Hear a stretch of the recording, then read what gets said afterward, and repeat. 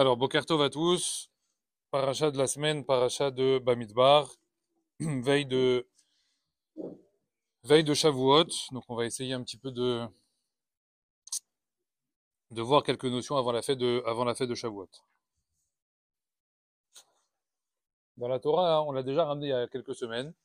C'est marqué nulle part. On va le dire dans la tefila. Quand on va faire la tefila du jour de Shavuot, on va dire Zezman Matan Toratenu.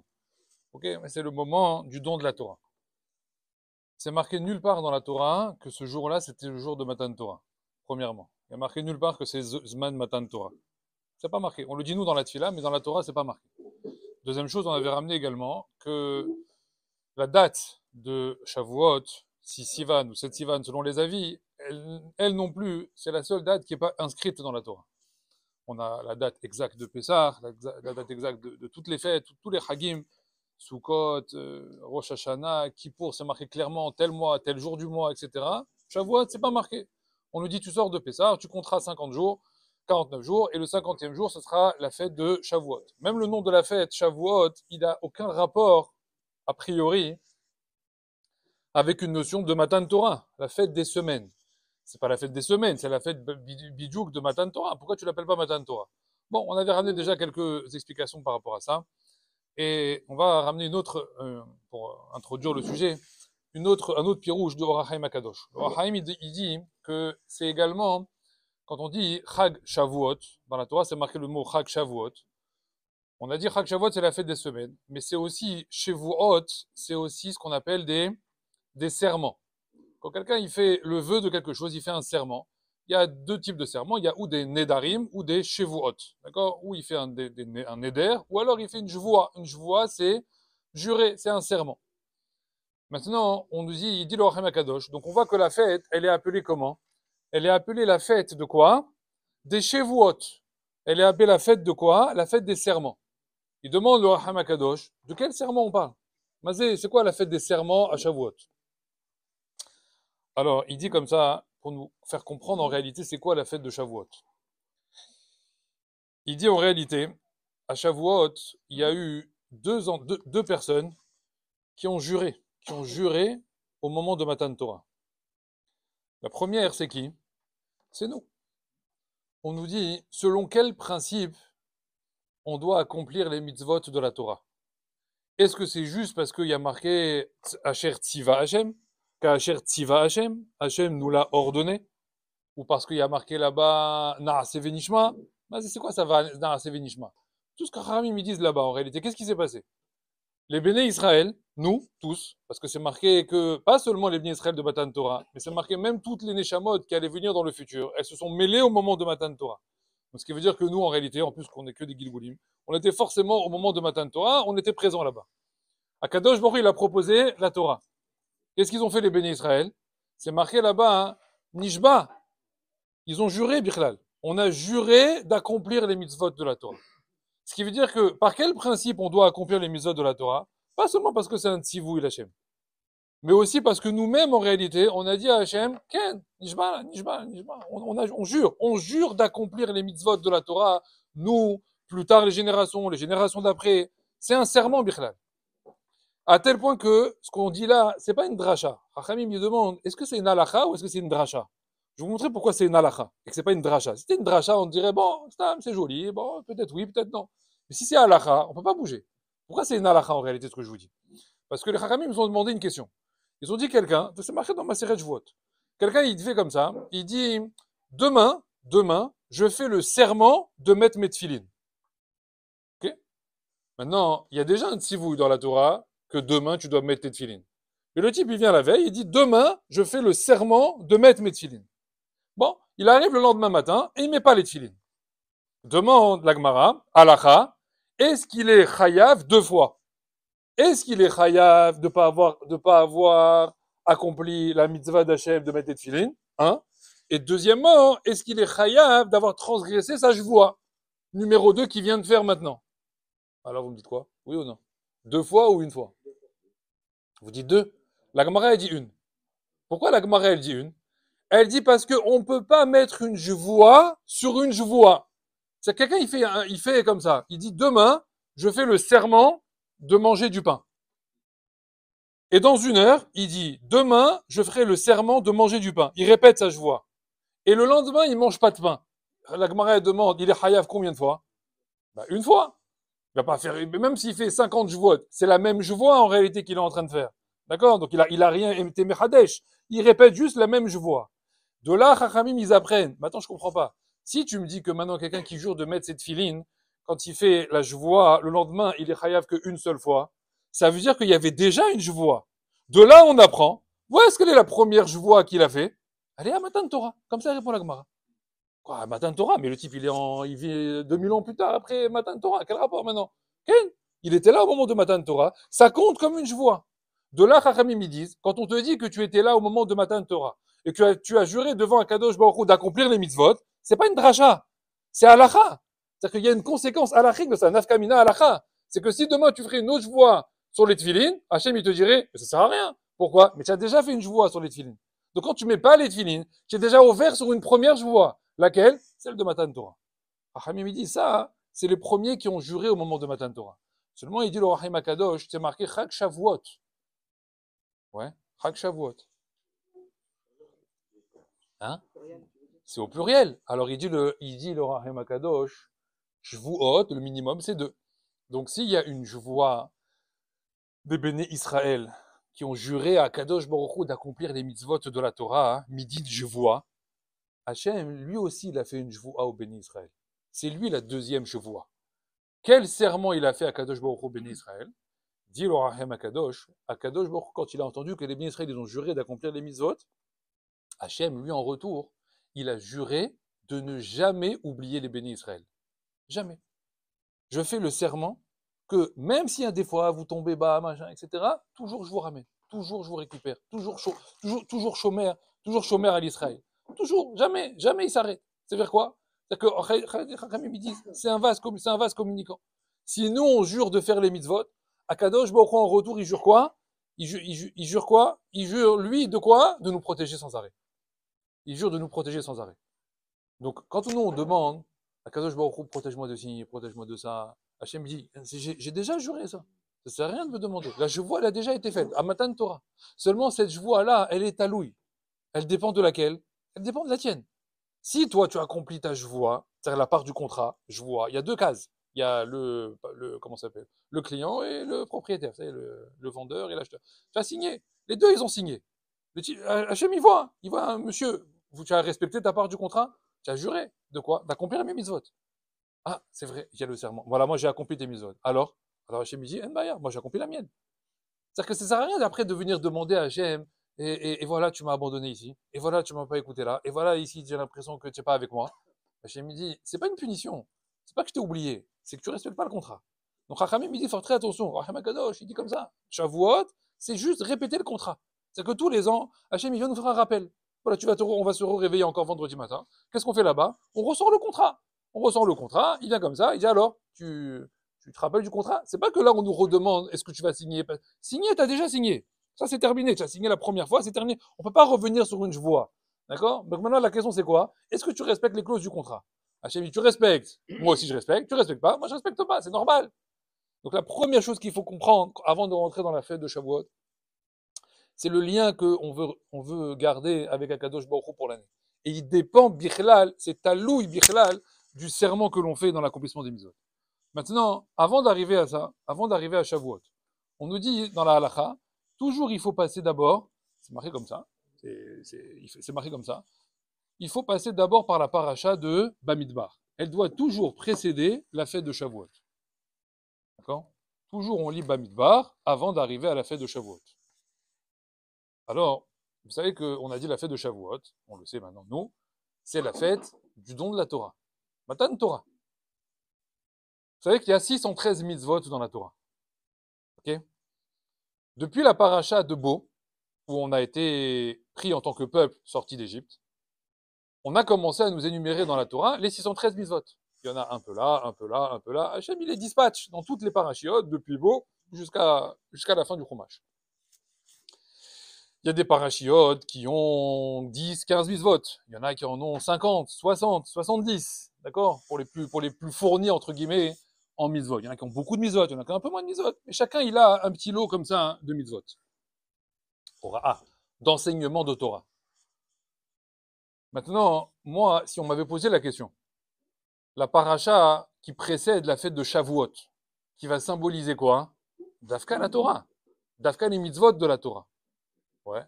Moi, si on m'avait demandé, dans cette paracha-là, qui est juste avant Matan Torah, j'aurais pris cette paracha-là pour mettre quoi? Le maximum de mitzvot. Or, c'est pas la paracha qui va contenir le maximum de mitzvot. C'est d'autres parachiotes qui vont en avoir beaucoup, 50, 60, etc. Demande les Mefarshim, mais alors il y a combien de mitzvot dans la paracha de Bamidbar? Réponse des Chachamim, 0. Il n'y en a aucune. On n'apprend aucune mitzvah des 613 dans la paracha de Bamidbar. Hachem, il en a mis 0. Les Mefarshim, ils se sont étonnés. Ils ont dit, je comprends pas. La paracha d'Avka qui précède Matan Torah, on va lire demain, paracha de Bamidbar. On va la lire demain. On prépare Shavuot. Dans 3 à 4 jours, c'est Shavuot. Ouais, on s'attend à ce qu'il y ait dans cette paracha-là quelque chose de spécial. Tu veux absolument que je la lise avant Shavuot. Ok, alors on va la lire. Moi, je m'attends à ce que dedans, il y ait des choses fortes, des halachot fortes concernant la Torah, les mitzvot, etc.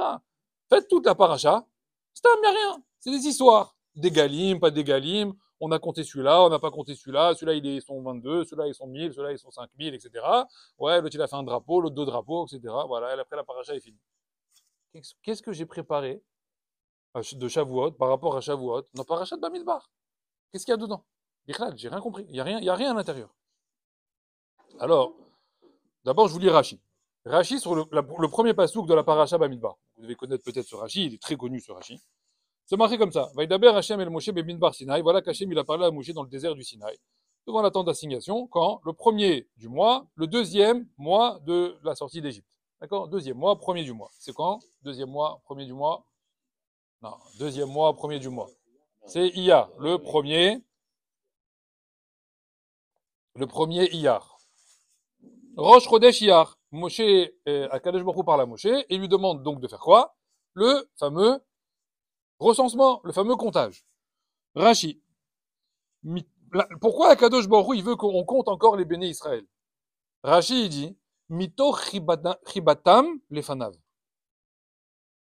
Ça montre du fait de l'amour. Chibatam, c'est plus que Hava. Chibatam, c'est... Je ne sais pas comment le traduire. Quand on dit... Non, c'est pas Havetz. Hiba, c'est... On chérit quelqu'un. On est tellement collé à quelqu'un, Bichlal. Chibatam lefanav. Du fait du grand amour qu'il a, Kadosh Baruch Hu, envers les béné Israël. Moné otam kol sha'a. Alors il a besoin de les compter tout le temps. C'est comme quelqu'un qui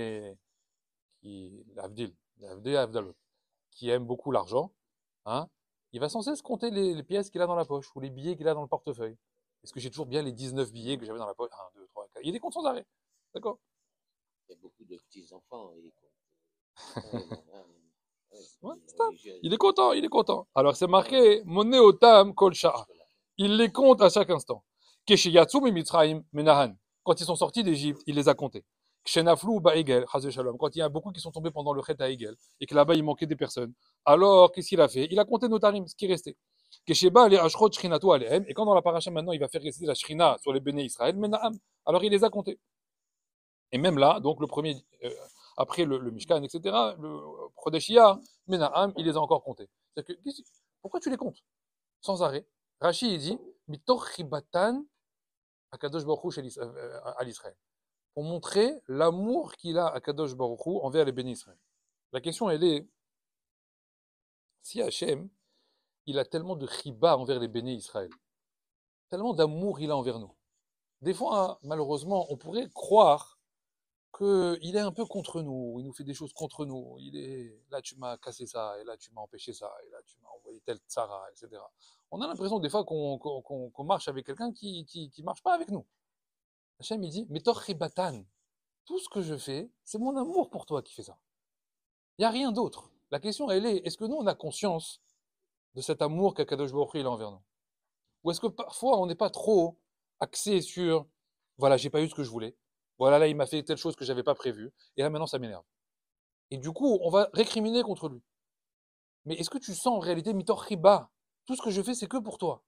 Même quand je te mets des claques. Mitor Chiba, c'est parce que je t'aime en réalité. Quand il faut te réprimander, je te réprimande. Je supporte pas te voir partir comme ça, hors sujet. dans le décor. Alors je te ramène. Des fois, ça fait un peu mal. Mais c'est mitor chiba. C'est rien que mitor ha'ava. C'est que ça. La question, elle est, si Hachem, lui, nous aime tellement, est-ce que nous, on lui rend cet amour? Est-ce que nous, on est à la hauteur de cette riba? Il faut être deux pour s'aimer, oui. S'il y a un qui aime et l'autre qui s'en fiche, alors ça fait un couple, ça? C'est un couple qui peut marcher, ça? Non, ça peut pas tenir. La question, elle est, est-ce que nous, on rend véritablement cette ahava envers Hachem? On demande les Mefarshim et ils disent, donc voilà, c'est ça la question. Comment on prouve notre amour, nous, envers Hachem? Lui, il le prouve en nous comptant, c'est marqué. Comment Hachem, il prouve l'amour qu'il a envers les bénis Israël? Il les compte sans arrêt. Ouais. Alors toi, on te demande maintenant. Et toi, comment tu prouves ton amour envers Hachem? Ben, tu peux pas compter puisqu'il y a un. Il est tout seul. Un, voilà. Un. Alors, tu peux pas, tu peux pas lui faire, tu peux pas lui faire pareil. On admet que lui. Que lui, il est un. Ah, Oui. c'est bien parce que j'aime bien faire dire des choses et après, j'ai pas besoin de parler parce que vous avez compris Bichla. Alors, ça veut dire quoi? Ça veut dire que si on doit prouver, nous, à l'inverse, qu'on aime Akadosh Baruch Hu, il faut avoir une attitude qui prouve que Hachem, il est unique. Si lui, quand il nous compte, ça prouve qu'il nous aime, alors nous, on devrait faire pareil. Mais nous, quand on compte, on s'arrête à un, puisqu'il est que un. Seulement, si on compte plusieurs, ça veut dire quoi? Au contraire, il n'y a plus de riba, il n'y a plus d'amour, puisqu'on aime autre chose. Si maintenant on veut prouver qu'on l'aime, qu'est-ce qu'on doit faire? On doit prouver qu'il est un. La question, elle est, comment on fait ça? Quel est au niveau pratique, au niveau réel, quoi, mitziut, dans la réalité, comment on prouve à Kadosh Baruch Hu cette notion d'amour qu'on a envers lui? Alors, les maîtres, ils ont répondu ça en une phrase. Souvent, on croit qu'on aime Hachem. Et on aime Hachem, pourquoi? Parce qu'on fait des mitzvot. Ou parce qu'on multiplie les mitzvot. Voilà encore une mitzvah, voilà, j'ai fait encore une mitzvah. Et là, j'ai fait ça, et là, j'ai fait ça, et là, j'ai mis mes tchilines, là, j'ai fait le Shabbat, et là, avant, je faisais pas ces mitzvahs, maintenant, j'ai fait ça, j'ai fait Bikur Cholim, etc. J'ai fait, voilà, tu vois, je fais des mitzvot que tu me demandes. Et je multiplie les mitzvot. Ahamim, ils disent, on prouve aucun amour envers Hachem avec les mitzvot. Lama. Parce que comme je vous l'ai dit, les mitzvot, ce sont des jvuot. Ce sont des serments. Ça veut dire quoi? C'est rôle. Quand tu fais pas une tova. Quand tu fais, en réalité, tu fais quoi? Quand tu fais une mitzvah, tu respectes le contrat. C'est tout. Tu fais ce pourquoi tu as signé. Mais tu fais pas une tova à la personne. Ahamim, ils disent, tu prouves l'amour que tu as envers quelqu'un quand tu fais des choses au-delà, au-dessus de ce qui était prévu. Ouais. C'est pour ça que des fois, quand tu dis à ta femme, je comprends pas, tu vois pas que je t'aime, Stam, tu fais rien d'autre que ce qu'il y a de marqué dans le contrat. Tu fais rien de plus. Dans le contrat, c'est marqué, Kesuta onave onata, ouais, tu lui donnes des vêtements, de la nourriture, un toit, c'est où? Et tu donnes quoi d'autre? À part ça. Voilà, je lui achète des vêtements, mais c'est marqué dans le contrat. Voilà, je lui donne à manger, mais c'est marqué dans le contrat.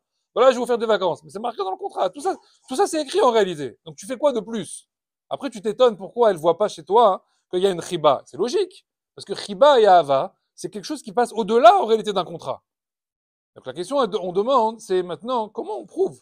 Comment on prouve cette chiba envers Hachem? Alors il dit comme ça.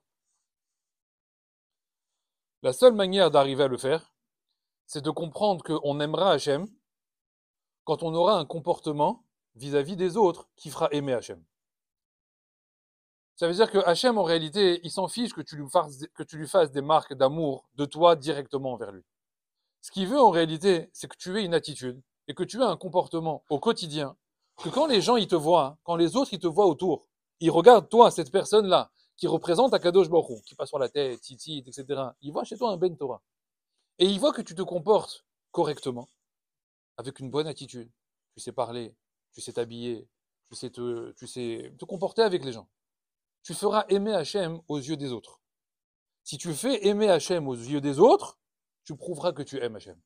Mais si ce qui t'intéresse, c'est que toi, vis-à-vis d'Hachem, est-ce que les autres, ils pensent de toi, t'en as rien à faire? Hachem, il dit, tu m'aimes pas en réalité. Tu t'aimes toi. Tu veux que moi, je te voie que toi. Mais en fait, tu t'en fiches du regard que les autres, ils ont sur toi. Le problème, c'est que le regard que les autres, ils ont sur toi, il est dépendant de ce qu'ils vont penser de moi. Quand les autres, ils vont te regarder et qu'ils vont voir mal te comporter, qu'est-ce qu'ils vont dire, tu crois? Qui va être attaqué juste derrière? C'est pas toi, en réalité, qui va être attaqué. C'est qui va être attaqué? C'est moi. Parce qu'ils savent en réaliser que l'entité qui te chapeaute au-dessus de toi, c'est qui? C'est moi. Donc si toi, tu te comportes mal, en réalité, c'est moi qui vont attaquer derrière. D'où on le voit ça? Il y a une Gemara dans Masechet Shabbat. C'est marqué comme ça au Daf Kouf Yud Dalet. Je vous lis la Gemara. Une Gemara très, très bizarre. Une phrase comme ça.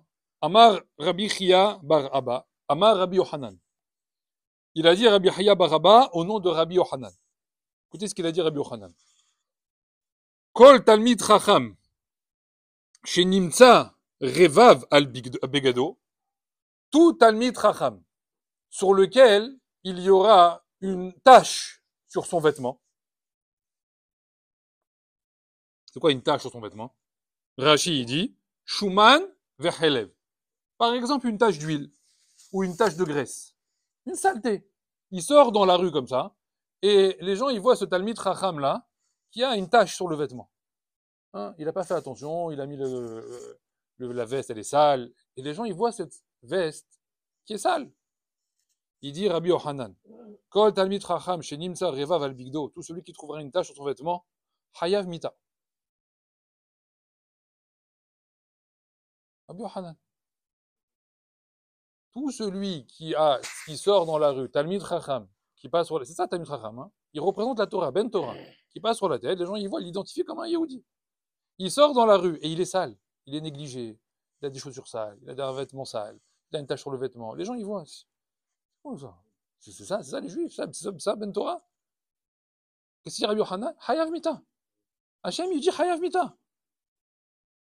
Hayav mita. Ken. Ken. C'est un lacha. Ken. C'est un lacha. Vede. Rambam il hot deot ala hatet. Shene Emar, non, mais je vais te prouver la suite. C'est pire la suite, parce que je vais te le prouver. Shene Emar, comme c'est marqué dans un pasouk, Kol mesan ay hoavo mavet.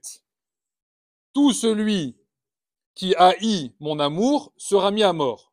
La Gemara elle dit, al tikre mesan et là mesan ay. Tous ceux qui me font haïr aux yeux des autres, qui provoquent aux yeux des autres une haine envers moi, qu'est-ce qu'ils amènent? Mavet. Ils amènent la mort. Comme ça, ils ont fait la dracha des Chachamim. Je vous dis ce qu'il dit Rashi. Rashi, il explique. C'est qui? Hachem, il dit, qui sont ceux qui me haïssent? Donc Hachem, il dit en réalité, vous croyez m'aimer. Ben Torah, hein, tu étudies la Torah, tu fais l'imout, tu mets la kippa sur la tête, tu fais les titides. Donc toi, tu dis, voilà, moi, tu vois, je t'aime Hachem, je fais les mitzvot. Tu sais comment tu es appelé aux yeux d'Hachem? Mesan haï. C'est quoi? Quelqu'un qui me haït. Hachem, il parle. Mais non, Hachem, je te haïs pas, au contraire, je t'aime. Non, tu deviens maintenant quelqu'un, moi, je sais comment tu t'appelles. Quelqu'un qui me haït. Pourquoi tu fais ça? Parce que tu provoques la haine envers moi vis-à-vis des autres. Rashi. Shemema'asim atzman be'ene abriot. Que tu vas te rendre dégoûtant, répugnant, repoussant aux yeux des autres, aux yeux des gens. Ve'abriot omrim. Et les gens, ils vont dire, quand ils vont te voir, Oy la'em lelomdei haTorah. Malheur à ceux-là qui étudient la Torah. Pourquoi? She'em me'usim ou megunim. Parce que regarde comment ils sont dégoûtants et répugnants. Nimtsa ze mesanai et haTorah. De là, tu prouves que tu deviens quelqu'un qui haït la Torah. Mais comment on a commencé la phrase? Talmid Chacham, on l'a appelé celui-là. C'était Talmid Chacham, ça veut dire quoi? Quelqu'un qui étudie la Torah. Comment Hachem il t'appelle? Mesanai et la Torah. Tu haïs la Torah et tu haïs Hachem. Lama, parce que tu as un comportement en réalité qui est répugnant vis-à-vis des autres. Toi, tu crois que tu peux te cacher dans la Torah qu'avec les mitzvot? Que parce que tu mets tes tefilines, que parce que tu fais Shabbat, que parce que tu fais Lula, Pessah, machin, voici, tout le calendrier il est bien garni. Mais au quotidien, en réalité, tu as un comportement qui est répugnant vis-à-vis des autres. Même vis-à-vis de ceux qui étudient, et même vis-à-vis de ceux qui étudient pas, et même vis-à-vis des goïms, vis-à-vis de tout le monde. Quand on te voit te parler, quand on te voit te comporter, on te voit répondre, on a un Ben Torah devant nous? Non. On a des fois un zouave, on a des fois un singe, on a des fois quelqu'un qui crie, quelqu'un qui s'énerve. C'est pas ça un Ben Torah. Le premier niveau, j'allais dire premier niveau, mais en fait c'est le premier niveau, il est déjà très élevé. On nous dit la première chose à acquérir avant de parler de Kinyan à Torah, avant de parler de Kinyan Torah, avant de parler de limoud, avant de parler de mitzvot. Le premier niveau, la première base à acquérir. Chachamim me disent, Mazé, c'est midat ha'anava. C'est quoi midat ha'anava? Midat ha'tzniut. C'est que la première notion de tzniut, elle est très mal traduite.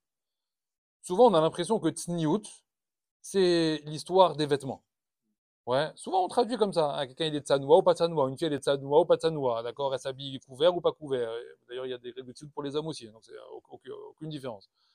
D'accord? Mais on croit que c'est essentiellement ou uniquement lié à une notion de tenue vestimentaire, la tsniout. Ah, la tsniout. Physiquement, le corps, quoi, le corps. Les chachamim ils disent, ça c'est un des pans de la tsniout, c'est un des chapitres, quoi. Mais c'est pas ça la tsniout. La première notion de tsniout, c'est quoi? C'est le comportement. Le comportement uniquement, les gestes. Les gestes, la manière de marcher, la manière de se comporter, la manière d'être dans une pièce, la manière de parler. Tout ça, ça fait partie de la tsniout en réalité. Ça découle de quelle mida, ça? De la mida ta'anava. C'est quoi la mida ta'anava? Pareil, c'est aussi très mal traduit. Les gens, anava, c'est quelqu'un qui est modeste, il dit pas qui il est. N'importe quoi. Anava, c'est quoi? C'est lié à la tsniout. C'est quoi la anava? Hein? C'est quelqu'un qui va pas, hein, qui va savoir être nahat, qui va savoir être calme, qui fait pas de vagues, quelqu'un il n'est pas exubérant, on voit pas que lui quand il y a dans la pièce, quel que soit le niveau qu'il a, quelle que soit la gadloute qu'il a, ce qu'il est, etc. Il est à sa place, il a une chaise, il est dans un coin, il fait pas de vagues, il dit rien. Stam, ça noie, ça noie. Pourquoi on devrait te voir? Pourquoi on devrait t'entendre quand tu viens quelque part? Tu ouvres la porte comme ça, il croit qu'il est tout seul.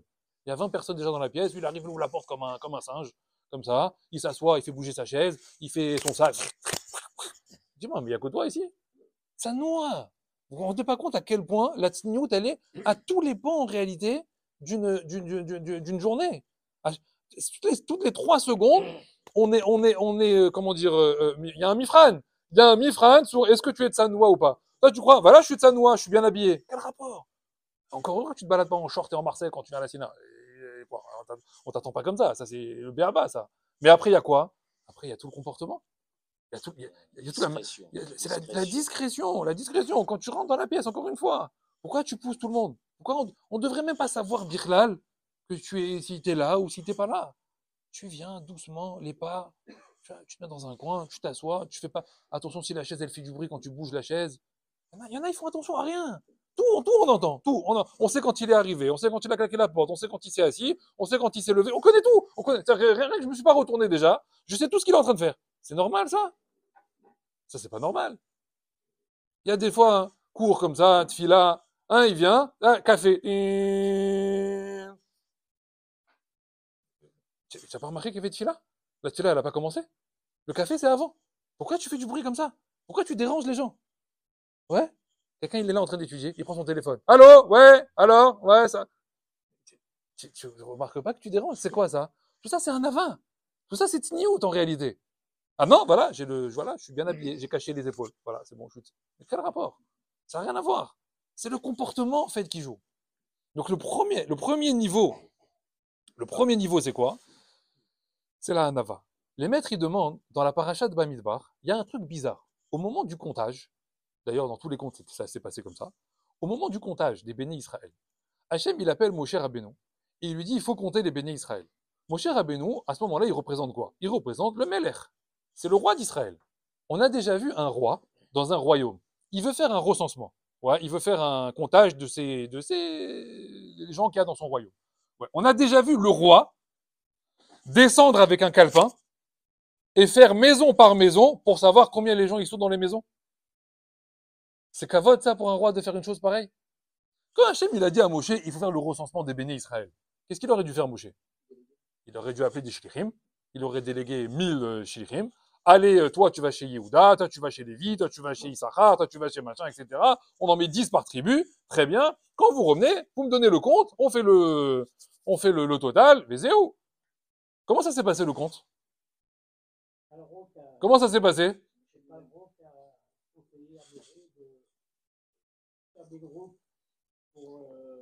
Non, alors Marcel, là tu parles de Yitro, pas Pardon. Tu parles de Yitro, Ken, et là tu parles par rapport au jugement. Ça n'a rien à voir, c'est pas le comptage. Ça c'est pour les mishpatim, c'est pour les lois. C'est un autre sujet. Là pour le comptage, comment ça s'est passé? Moshe Rabbeinu, il est descendu, il a mis son manteau, et il a fait, quoi? Maison par maison. Tente après tente. Mais combien il y a de tentes dans les bénis Israël? Hein? Combien il y en a? Ben, il y avait 600 000 âmes. Bon, d'accord? 600 000 âmes. Mais il y avait 3 millions de bonhommes en réalité. Donc, je sais pas, c'est à peu près. Il a que ça à faire, Moshe Rabbeinu, le roi d'Israël. Et maintenant, il va passer quoi? Une semaine à faire des... Vous êtes 12? D'accord, 12. Vous êtes 14? Ok, 14. C'est kavod pour Moshe Rabbeinu? Pourquoi Hachem il fait ça? Pourquoi Hachem il fait ça? Kadosh Baruch Hu, il fait ça pour montrer au béni Israël. Regarde le roi d'Israël. Regarde le roi d'Israël. Il va descendre de son trône, il va descendre de sa gadloute, et il va se mettre tout en bas de l'échelle, et il va aller voir chaque maison des bénis Israël. Pour leur montrer quoi? Riba, pour leur montrer l'amour qu'il a envers chaque juif. On compte pas les gens comme ça, de son royaume, ils sont combien? Non, non, non. Moshe Rabbeinu, il aimait les bénis Israël comme Hachem, il aimait les bénis Israël. Moshe Rabbeinu, quand Hachem il lui a dit tu descends, Moshe il a dit ouais, non, je vais pas, etc. Il a dit mais bien sûr je vais. Le premier il a couru. Pourquoi? Parce que j'aime les bénis Israël. Je veux leur montrer que j'aime les bénis Israël. Et comment on aime les bénis Israël? En allant voir chaque personne individuellement, en lui montrant de l'intérêt à chaque personne séparément. Pas un groupe, pas une tribu. Non, chaque maison. Et plus que ça, Moshe Rabbeinu, il était très content d'y aller. Seulement, quand il s'est retrouvé devant la première maison, le Midrash, il dit qu'il n'osait pas rentrer. Il s'est dit, je suis en galère maintenant. Moi, je suis venu, j'ai envie de rentrer, parce que je les aime, je veux leur montrer que je les aime. Mais comment je vais rentrer? Pourquoi, comment je vais rentrer? Peut-être je vais les déranger. Imagine, il y a, je sais pas, la femme, le mari, etc., les enfants, hein, il y a les bains à prendre, il y a les devoirs et tout. Moi, je vais rentrer comme ça, je vais débarquer à 18h. Ah, bonjour, c'est Moshe, vous êtes combien à la maison? Ça se fait pas, peut-être je vais arriver à un mauvais moment. D'où je sais, moi, que celui-là, il veut bien m'accueillir, pas m'accueillir. Mais c'est Moshe Rabbeinu. Il vient, Moshe Rabbeinu, chez toi, maintenant. Hein, il est 8h du matin, 18h, minuit, 4h. Qu'est-ce qu'il y a? Tu vas lui dire, tu me déranges? C'est pas d'ailleurs que non. Regarde à quoi il pense, Moshe. Il dit, non, même si je suis Moshe Rabbeinu, quel rapport? Je peux pas déranger une maison. Je peux pas déranger une vie familiale. Qu'est-ce qu'il faisait, Hachem? Il dit, ok. Alors, rentre à la maison. Toute maison où je sais que c'est un moment un peu chaud, je t'arrêterai devant la tente, et Berouach à Kodesh, je te dirai combien ils sont. Stam. Ça veut dire que Moshe, il arrivait devant la tente, Hachem lui disait 12. 12. Il va dans la tente d'à côté, là je peux rentrer? Ken, là tu peux rentrer, ça dérange pas. Ok, alors il rentre dans la tente. Après, il sort. La tente d'après, non, là ils sont un peu, c'est un peu balagan, etc. Bon, ça va déranger. Comme ils sont 8, 8. Comme ça, il faisait Moshe. La question, elle est, alors s'il y a des maisons dans lesquelles il rentrait pas, pourquoi tu l'envoies là-bas? Hachem, il devait savoir les maisons dans lesquelles il fallait pas rentrer. Alors il fallait lui dire, celle-là, celle-là, celle-là, oui, les autres laisse tomber. Ouais, pourquoi tu l'envoies alors là-bas? Il dit le Midrash, il dit, Hachem, il voulait que Moshe Rabbeinu, il pose ses yeux sur la maison de chaque Ben Israël. Pourquoi? Comme il dit le verset dans Michelet, Tov Aïn Mevorach. Vous savez qu'il y a aussi, il y a Aïn Hara. Le Aïn Hara, il est Mekalel. C'est quoi le Aïn Hara, il est Mekalel? Quelqu'un qui a Aïn Hara, il peut détruire, il peut maudire avec un Aïn Hara, comme il a fait Bilam. Mais à l'inverse, Michelet, roi Shlomo Amelech, il nous dit, Aïn Tova Mevorach. Mais quelqu'un qui a un bon œil, quelqu'un qui a un bon esprit, qui a l'Ev Tov, qui aime les gens, quand il pose ses yeux sur une chose, cette chose-là, qu'est-ce qui lui arrive? Mevorach. Elle obtient la bracha. C'est pour ça que les maîtres, ils disent dans Mishnah, dans Avot, une des Mishnah de Avot, invite des rabbanim chez toi à la maison. Pourquoi? Pour quoi? Donner un cours? Pas forcément donner un chiot, etc. Invite le rav qui rentre chez toi à la maison. Pourquoi? Parce que quand il va rentrer chez toi à la maison, il va poser ses yeux sur la maison, sur la cuisine, sur la chambre, sur le salon, etc. Partout où il va poser ses yeux, il fait pas exprès, lui. Aval c'est Tamid Chacham, c'est Gdolador. Il rentre dans la maison, ouais, Mevorach. Aïn Tova, Mevorach. Invite des gens bien intentionnés, Talmidei Chachamim, des gens qui ont un bon cœur, qui ont un Lev Tov, qui vont faire des shvachot sur toi, etc. Tu les invites à viens, rentre à la maison. C'est pour ça que c'est un Arsat Ochim. C'est une des bases des bénédictions de quelqu'un. Quelqu'un, qui voit qu'il a un peu la parnassa qui bouge et il a les enfants qui sont un peu comme ça, il a du mal à avoir des enfants. Qu'est-ce qu'on lui dit? Parnassa Tochim, invite des gens. Pourquoi? Parce que le left-off des gens, les gens qui ont un bon cœur, ils vont rentrer chez toi, ils vont mettre de la bracha à l'intérieur de la maison, rien qu'en regardant les murs, les trucs, etc. Alors, faut pas inviter quelqu'un qui a un arabe, parce qu'un arabe, du coup, c'est le contraire. C'est le contraire. Mais ça, c'est Moshe Rabbeinu. Autre chose qu'on nous ramène sur Moshe Rabbeinu. Ça, c'est un midrash qui est exceptionnel. On nous dit, vous savez que quand Hachem il l'a choisi pour donner la Torah. Il y a un nom midrash qui parle de ça, il y a eu plusieurs discussions, mais Moshe Rabbeinu, il a refusé au départ. Pourquoi il a refusé? Pourquoi il a refusé? Pourquoi Moshe il refuse de donner la Torah, lui, au béné Israël? Moshe il se sent pas à la hauteur. Mais en réalité, c'est pas qu'il se sent pas à la hauteur. C'est qu'il dit à Kadosh Baruch Hu, attends, je comprends pas. Si tu me choisis pour donner la Torah, ouais, je vais avoir de la gahava avec ça. Je risque de me dire, ah, tu vois, c'est moi qui ai donné la Torah à béné Israël. Je veux pas de ça. Je veux pas de ça. Je veux pas de cette chose-là. Prends quelqu'un d'autre. Il a peur de ça. Moshe Rabbeinu, il a peur de toucher un petit point de gahava. Alors il dit, tu sais quoi, donne la Torah avec quelqu'un d'autre. De toute façon, moi ou pas moi, de toute façon, c'est pareil. Tu pourras donner la Torah. Je veux pas la Torah. Achamim, ils demandent, ils disent, qu'est-ce qui a fait changer d'avis Moshe? Parce que vous savez que Hachem, sur ça, il ne pouvait pas obliger Moshe. C'était une proposition.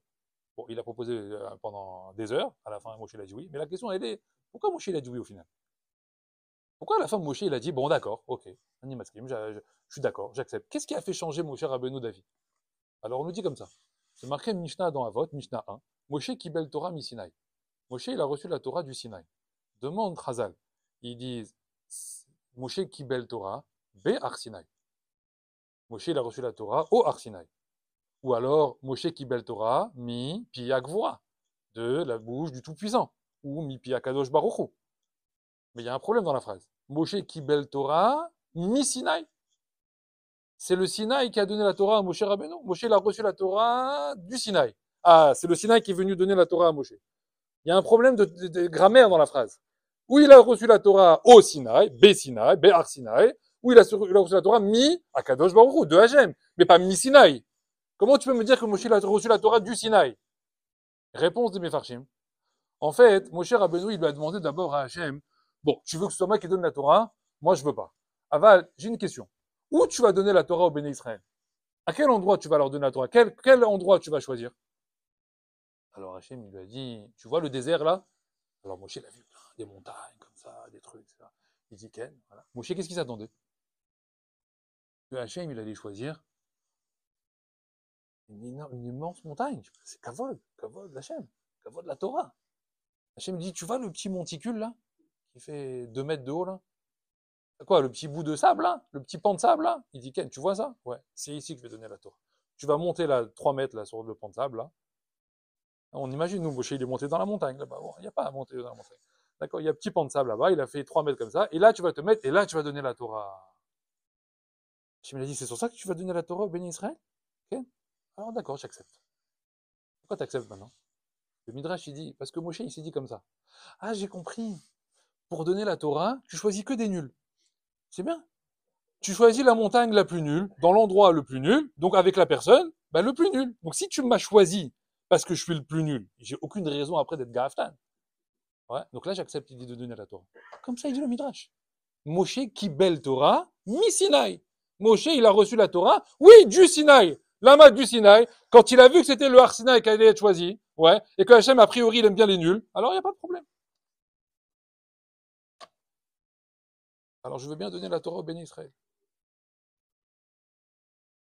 Alors comment on est Zoché, Kinyan la Torah? Comment on est Zoché, Kinyan la Torah? On a une question qui se pose comme ça. Je vous lis une Gemara dans ma Masechet Yeruvin Daf Nun Dalet.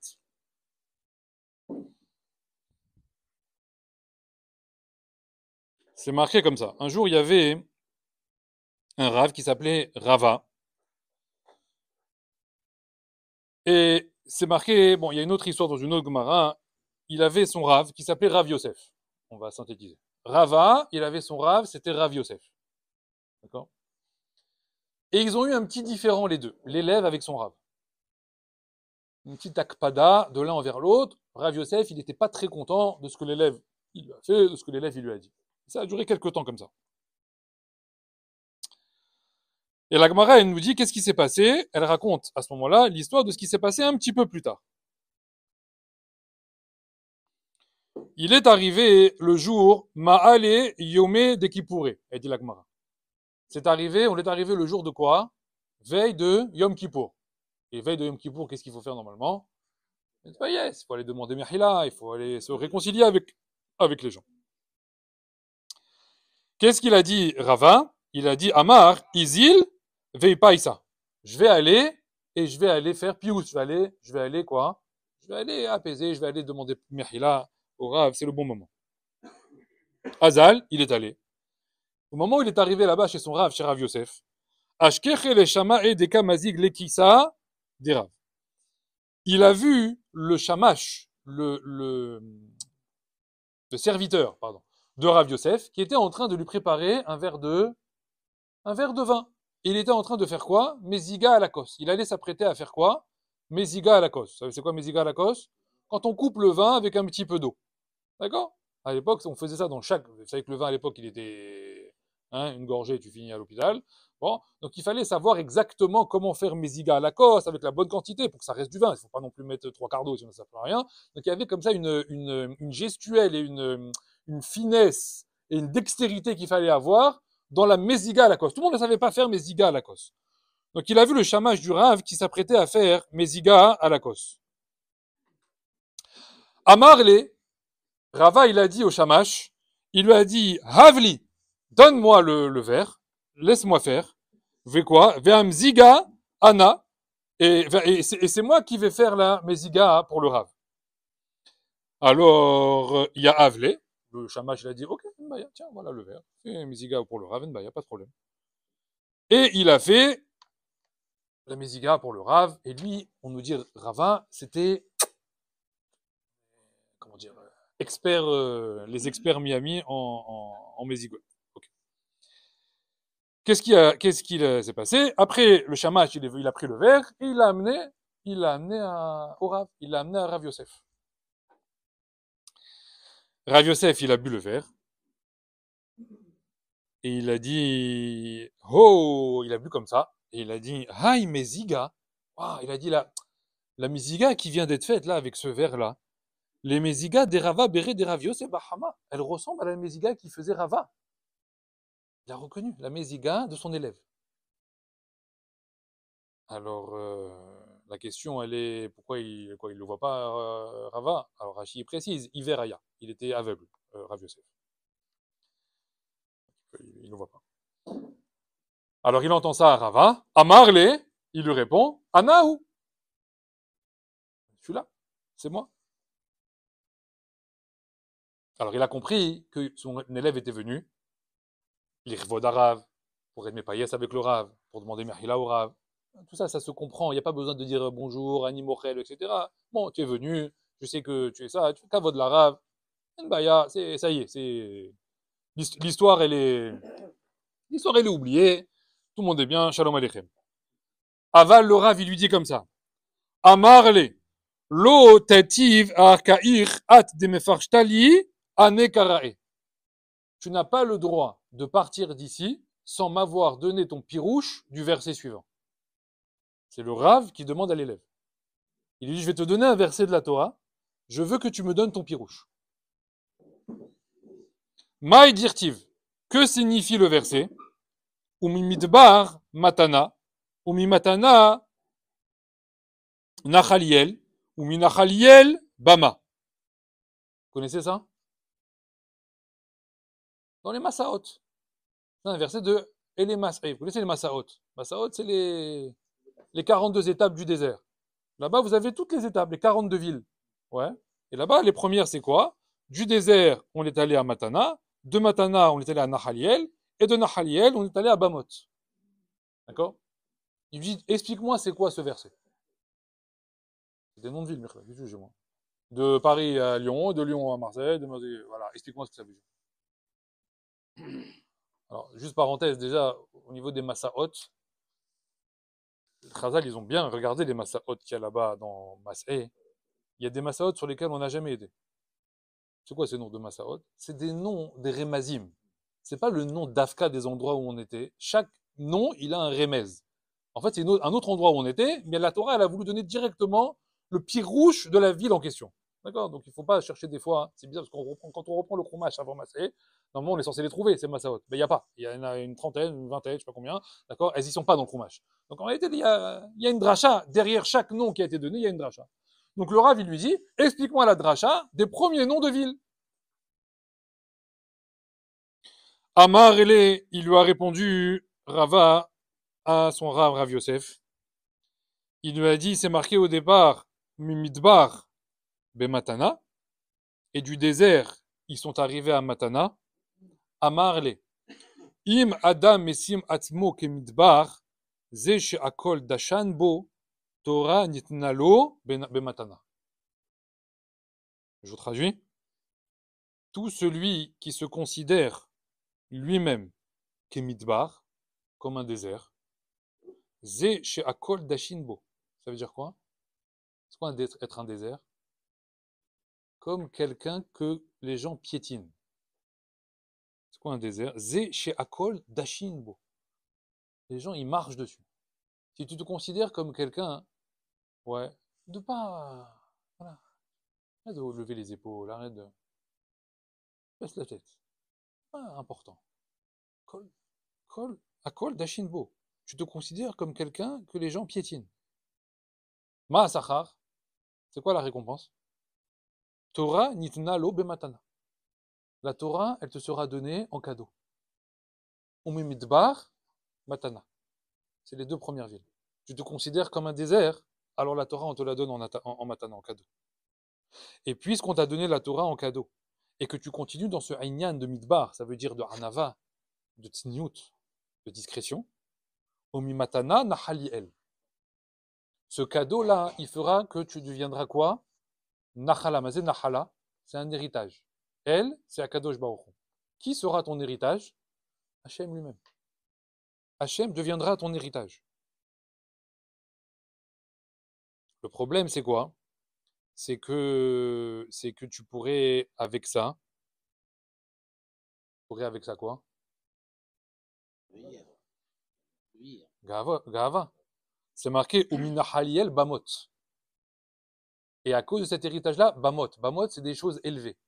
Tu vas commencer à te sentir important. Et la suite, c'est quoi? Umi Bamot Hagai. Et de Bamot, tu vas aller à Hagai. Mazé Hagai, Gai, ça vient de Ge'echa. Ge'echa, c'est quoi? C'est la Gava. Umi Bamot Hagai. Tu vas finir par devenir Ga'aftan. Qu'est-ce qu'il va faire Akadosh Baruch Hu quand tu deviendras Ga'aftan? Les Hashpilo. Akadosh Baruch Hu, il va te faire chuter. Sauf si tu fais tchouva et que tu te reconsidères comme matana. Ça veut dire que la matana, le comme un midbar. C'est-à-dire que la notion de midbar, shafel, te considérer comme ça petit. Si d'un seul coup tu le perds, si d'un seul coup tu le perds en route, c'est-à-dire que tu étais comme ça au départ, mais d'un seul coup tu le lâches et tu deviens Ga'aftan. Hachem dit, ne crois pas que ce que je t'ai donné c'est acquis. Ce que je t'ai donné, qu'est-ce qui va se passer? Tu vas le perdre. La Torah, elle va redescendre, la Torah, elle va partir. Ta seule manière de le retrouver, c'est de redevenir comment? Kemidbar. De là, les Mefarshim, ils expliquent en réalité. Et ils disent, avant Matana, Mazé Matana, comment il a traduit Matana? Il a traduit Matana, Matan Torah. Ouais, parce qu'il a parlé de Torah. Mais Matana quoi? Torah, les Matana. La Torah, elle sera donnée en Matana. Qu'est-ce qui précède Matana? Midbar. Qu'est-ce qui précède Matan Torah dans les parachiotes? Midbar. Hachamim, il dit, ça vient de ce pasouk là. Avant la Torah, avant Matan Torah, il faut que tu te considères comme un Midbar. Mazé Midbar, bli mitzvot, bli ga'ava. Pourquoi il n'y a pas de mitzvot dans la paracha de Bamidbar? Parce que les mitzvot, elles pourraient faire de toi quelqu'un de Ga'aftan. Je fais Shabbat, je fais Lula, je fais Pessah, j'ai une belle matzah, j'ai acheté la matzah Shmura, de je sais pas qui, de je sais pas quoi. Ouais, j'ai le Lulav à $400 que j'ai appris, que j'ai fait importer de je sais pas quel pays, etc. Les mitzvot, malheureusement, elles sont des fois elles sont utilisées à des fins de quoi? De Ga'ava. Tu utilises les mitzvot, tu utilises ce qu'Akadosh Baruch Hu t'a demandé de faire normalement Betsini ou Tébéa Nava. Malheureusement, tu l'utilises comment? De la mauvaise manière. Donc avant Matan Torah, tu sais ce que je te demande? Oublie les mitzvot. C'est pour ça qu'il n'y a pas de mitzvot dans Bamidbar. Parce que les mitzvot, tu pourrais les utiliser contre toi. Oublie tout ce que tu as fait en mitzvot. Ne viens pas en roulant des mécaniques le jour de Matan Torah, le jour du Sisivan, le jour de Shavuot. Ne viens pas en gonflant les épaules. Ne viens pas avec le costard cravate, comme ça, costume, moi je suis bon, moi j'ai fait une bonne année, etc. Je suis au top, etc. Viens comment? Kemidbar. Chez Kol Adam Dachinlo. Que toutes les personnes, elles piétinent, moi je suis moins bon des autres. Comme il disait Ramban, il guérait à Ramban à son fils. Considère-toi toujours comme Chayav et les autres Zakai. Mais il parle à un gadolador. Il parle à son fils, qui est un monstre en Torah. Considère-toi toujours toi comme redevable, comme Chayav, et tous les autres comme Zakai, comme méritant. Quoi, même le Hamarès, il connaît rien? Oui, lui, il est mieux que toi, il lui a dit son père. Pourquoi lui, il est mieux que moi, même le Hamarès? Il dit parce que lui, il connaît pas. Donc quand il fait pas la Torah, il sait pas ce qu'il fait pas, qu'il connaît pas. Donc il a même pas conscience de ce qu'il fait pas. Seulement toi, qui as le da'at, quand tu fais pas quelque chose, quand tu fais mal quelque chose, tu sais très bien ce que tu as provoqué de négatif. Donc toi, tu es plus rayav que lui. La connaissance et la gadlout, au contraire, elle doit t'amener à beaucoup plus de hanava. Seulement aujourd'hui, nous, qu'est-ce qu'on fait? Le peu de Torah qu'on gagne, le peu de mitzvot qu'on fait, hein, on est à 1%, et encore, je suis gentil, 0,1% de toute la Torah, et ça nous suffit des fois pour se montrer beau, etc. Oublie ça, arrête de faire une chose pareille. Surtout pas avant Matan Torah. La première chose avant Matan Torah, c'est quoi? C'est Midbar. C'est quoi Midbar en réalité? Chachamim, ils disent, Zetikun Amidot. C'est les Midot qui vont déterminer ton niveau de Torah, et pas le contraire. La Torah qui va venir chez toi dans l'année, qui va s'accumuler en quantité chez toi dans l'année, elle voudra se coller à toi, elle voudra être d'avouk à toi. Comment? Par quel miracle?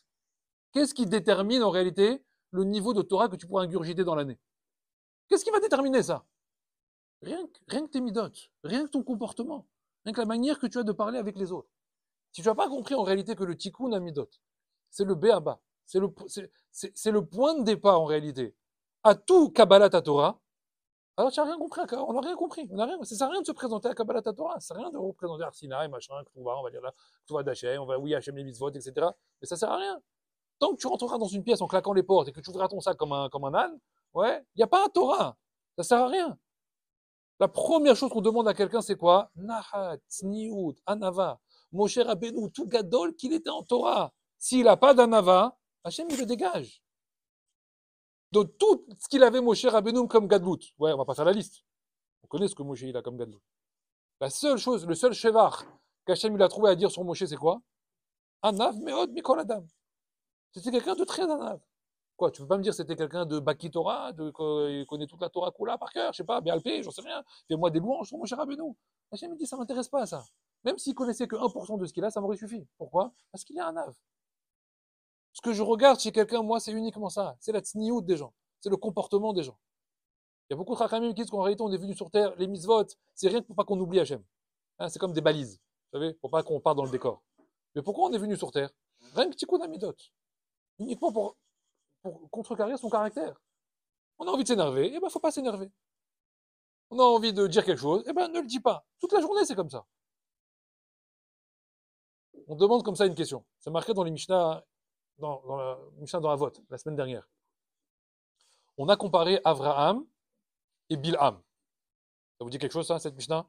On a dit, celui qui a ces trois choses-là, il est l'élève de Bilham Aracha, et celui qui a ces trois choses-là, il est l'élève de Avraham Avinu. Aïn Tova, Ruach, ça veut dire quelqu'un qui a l'esprit humble, justement, humble, quelqu'un qui a une tova, qui a un bon œil, Verouach, quelqu'un qui a l'esprit large, qui est pas mesquin. Ça, c'est Avraham Avinu. Et tout le contraire, c'est Bilam Aracha. Les maîtres, ils ont demandé une question, mamash, qui est fondamentale. Ils ont dit comme ça. Est-ce que c'est du fait qu'on a reçu la Torah au Har Sinaï, qu'on est devenu des gens bien, avec des bonnes midotes, ou est-ce que c'est parce qu'on avait des bonnes midotes qu'on a reçu la Torah? C'est la Torah qui rend les gens bons, ou c'est parce que les gens sont bons qui sont zorés de recevoir la Torah? Qu'est-ce que vous me dites, vous? Hein? On croirait que c'est comme ça. On reçoit la Torah, grâce à la Torah, on va devenir des gens bien. Ça, on prouve que non ici. Pourquoi? Parce qu'on nous dit, pourquoi tu as choisi les bénis d'Israël pour leur donner la Torah? Pourquoi eux et pas eux? Hachem, Bachar Banu, Hachem, Bachar Banu, Mikol Amim. Akadosh Baruchou, ça c'est ce qu'on croit. Aval, c'est marqué. Aval, quand on dit cette bracha, on prouve l'inverse. C'est pas, il restait que nous. Bachar Banu, Mikol Amim. T'as compris? Ça veut dire, il y avait tout le monde, Bachar Banu. Et Hachem, il nous a choisis parmi tous les peuples. Ok? Lama, pourquoi tu nous choisis, nous? Qu'est-ce qu'on a? Qu'est-ce qu'on a de spécial? On est des bédouins qui sortent du désert là-bas. Ouais, on n'est pas mieux que celui-là, la vérité. Comme ils ont dit les anges.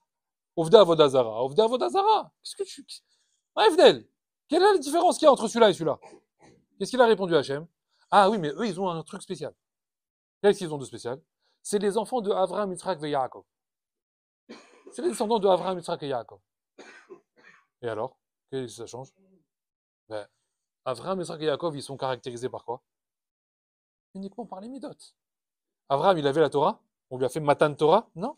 Yitzhak, on lui a fait Matan Torah? Non plus. Yitzhak non plus. Yaakov non plus. Personne. Ni Avraham, ni Yitzhak, ni Yaakov.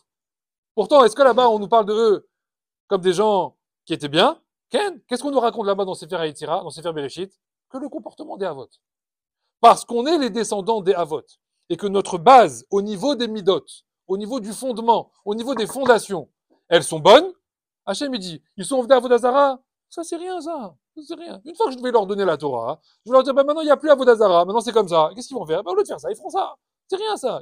Une mitzvah, tu peux l'inverser en claquant des doigts. Mais quelqu'un qui a des mauvaises midot, qui a des midot raot, qui sont ancrées à l'intérieur, comment tu veux réparer ça? Ça prend des générations entières. Vous savez que c'est la raison pour laquelle Avraham Avinu, il a préféré aller prendre une femme à Yitzhak en Chaldée que de prendre la fille de Eliezer. Qui c'était la fille de Eliezer? La fille de Eliezer, c'était la rabbinite de la maison. Vous ne croyez pas? Eliezer, c'était marqué, il enseignait la Torah de Avraham, mot pour mot, comme Avraham il disait. C'est-à-dire qu'Avraham, il avait une confiance émitie en Eliezer. Il lui disait, fais le chiour, toi. Fais-toi. Hachem Avraham, il est à côté. De toute façon, tout ce qu'il va dire, c'est exactement les mots que je vais dire. Il répétait mot pour mot. Eliezer, il avait une fille. C'était mamache. Extraordinaire. Va prendre là-bas une fille en Chaldée pour mon fils. Dans ma famille là-bas. Mais là-bas, ils sont. C'est qui là-bas? Ovda Vodazara. C'est qui? C'est Lavan, Bethuel. Il y avait des idoles partout. Même quand Eliezer il est arrivé là-bas, il a eu peur. Il y avait des Bouddhas partout. Je dis, c'est quoi ça? Il m'a envoyé ici. Sur quoi il a choisi Rivka? Comment il a choisi Rivka? Sur une marque de tsniout. Sur une marque de quoi? De pudeur. Sur une marque de quoi? De discrétion. Comment elle va se baisser? Comment elle va me répondre? Comment elle va faire Hesed? Ah, alors c'est bon, c'est ça la femme de Yitzhak. Mais elle est à Avodazara, tu t'en fiches? Ça m'intéresse pas ça. Elle va rentrer là-bas, on va lui dire maintenant c'est plus Avodazara comme ça, maintenant c'est comme ça, elle va faire. Mais une mida, comment tu veux changer une mida? C'est quasiment impossible. Le premier critère quand on choisit quelqu'un, ouais, souvent nous on est déjà mariés, mais c'est quelqu'un qui va se marier. Ouais, comment il doit choisir? Sur quoi il doit se baser? Sur les midotes, sur la manière de parler, le comportement de la personne. Ça c'est essentiel. Ça va t'accompagner toute la vie. Une mitzvah, ça change. Quelqu'un qui ne fait pas Shabbat, un jour il va faire tchouva, il fera Shabbat. Combien de temps ça prend quelqu'un qui ne fait pas Shabbat, qui maintenant veut faire Shabbat? Combien de temps ça va lui prendre? Il va claquer des doigts, il va dire, demain je vais mettre à faire Shabbat. C'est tout, c'est fini. Et demain il fera Shabbat. Peut-être pas comme il faut, peut-être pas tout à 100%, mais il est déjà dans un délire de Shabbat. Et quelqu'un demain il dit, demain je serai plus coléreux. Ça marche? Ça ne marche pas. Pourquoi ça marche pas pareil? Parce que ça marche pas comme ça. Ça a mis 10 ans, 20 ans. Des fois, il y en a qui n'arrivent pas en réalité à travailler une mida. Donc il faut une base de midot qui soit bonne. Chez nous, Baruch Hashem, Avraham, Yitzhak et Yaakov, ils ont déjà fait un tikkun énorme. Dans le chesed, dans le ka'ah, dans la kin'a, dans la gava. Ils ont déjà fait un tikkun énorme sur ça. Et ils nous l'ont insufflé dans les générations. Imaginez s'ils ne l'avaient pas fait. On aurait eu beaucoup de mal. Mais Baruch Hashem, ils ont fait une bonne partie. Donc il nous reste un petit peu à travailler. Hashem, il dit, puisque le travail, il a déjà été fait en proportion, dans un certain pourcentage, alors ceux-là, ils méritent de recevoir la Torah. Ceux-là, je vais leur donner la Torah. Parce qu'ils sont les descendants de Avraham, Yitzhak et Yaakov. Ce qui veut dire que, qu'est-ce qui nous donne Zoché la Torah? C'est les midot. C'est pas la Torah, genre le type, il est midara'a, et la Torah, soi-disant, elle va te donner des bonnes midot. Vous savez ce qu'elle dit la Gemara? Elle dit quelqu'un qui a des mauvaises midot, et qui étudie la Torah, ça va le renforcer dans ses midot ra'ot. Ça va l'inverse. Ça, ma mavet, elle l'appelle la Gemara. Ça va devenir quoi? Un poison. Si bien que la Gemara, elle va dire, à la fin, malheur à celui-là, malheur à son maître qui lui a enseigné la Torah. Ça veut dire quoi? Ça veut dire que son maître, il n'a pas vérifié d'abord, avant de lui enseigner la Torah à celui-là, quel mida il avait, quel comportement il avait. Tu enseignes pas la Torah à quelqu'un qui comme ça, parce qu'après, il va avoir plein de connaissances, etc. Il va faire le mariole avec, il va faire le beau, gahava, et ça va le gonfler encore plus. Non, non, non, non. D'abord, tu vas lui apprendre à bien parler, bien se comporter. Et après, on parle de mitzvot, si tu veux. Je t'apprendrai des déot, je t'apprendrai des halachot, etc. Pas de problème. Mais derech eretz, kadma la Torah. Avant toute chose, c'est le derech eretz. Chachamim me disent que c'est pour ça que dans la Mishnah, on n'a pas comparé Bilham avec Moshe. Normalement, Bilham et Moshe, c'est la même génération. Pourquoi tu me dis, ceux qui sont mauvais, ils sont comme Bilham, et ceux qui ont ces trois-là, c'est Avraham. Mais Avraham et Bilham, ils ne sont pas de la même époque. Tu aurais dû me comparer Bilham avec Moshe Rabbeinu. Ça aurait été plus logique. Oui ou non? En fait, on veut te dire comme ça. Si je t'avais comparé Bilham avec Moshe, tu sais ce que tu m'aurais dit? Tu m'aurais dit, mais c'est facile pour Moshe d'être mieux que Bilham dans le comportement. Pourquoi? Parce qu'il avait la Torah, lui. Donc tu n'aurais pas compris en réalité que le Inyan de la Mishnah, c'était de t'apprendre justement qu'on est bon par rapport au Midot sans la Torah. Et ça, qui peut te l'apprendre? Avant Moshe. Ce qui veut dire quoi? Aller à vote. Donc on a comparé Abraham avec Bilham.